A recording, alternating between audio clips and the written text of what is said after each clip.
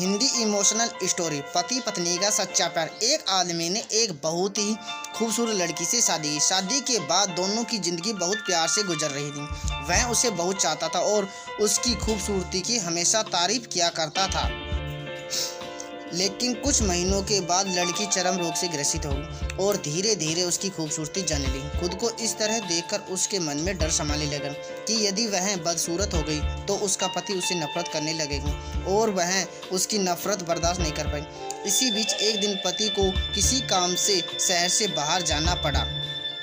काम खत्म कर जब वह घर वापस लौट रहा था उसका एक्सीडेंट हो गया। एक्सीडेंट में उसने अपनी दोनों आंखें खो दी, लेकिन इसके बावजूद भी उन दोनों की जिंदगी सामान्य तरीके से आगे बढ़ती रही। समय गुजरता रहा। अपने चरम रोग के कारण लड़की ने अपनी खूबसूरती पूरी तरह गंवा दी।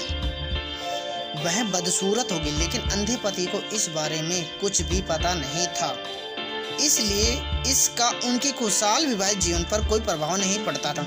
वह उसे उसी तरह प्यार करता रहा। एक दिन उस लड़की की मौत हो गई। पति अब अकेला हो गया। वह बहुत दुखी था। वह उस शहर को छोड़कर जाना चाहता।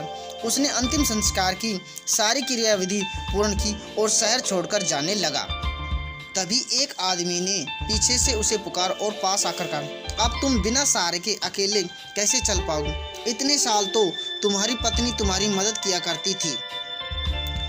पति ने जवाब दिया, दोस्त मैं अंधा नहीं हूँ, मैं बस अंधा होने का नाटक कर, क्योंकि यदि मेरी पत्नी को पता चल जाता कि मैं उसकी बदसूरती देख सकता हूँ तो वह उसे उसके रोग से ज़्यादा दर्द देता। इसलिए मैंने इतने साल अंधे होने का दिखाव किया। वह बहुत अच्छी पत्नी थी, मैं बस उसे खुश रखना चाहता था। सीख, खुश रहने के लिए हमें भी एक दूसरे की कमियों के प्रति आंखें बंद कर लेनी चाहिए और उन कमियों को नज़रअंदाज कर देना चाहिए।